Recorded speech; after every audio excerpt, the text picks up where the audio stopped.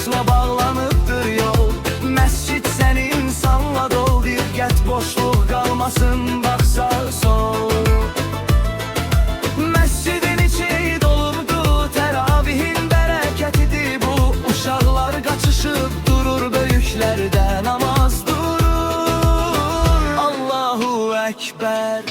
Ey Ramazan, ne yaxşı ki gəldin bu ildə. Bir başqa hal verir oxunan azan.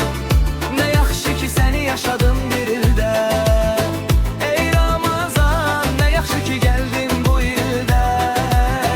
Bir başqa hal verir oxunan azan. Ne yaxşı ki səni yaşadım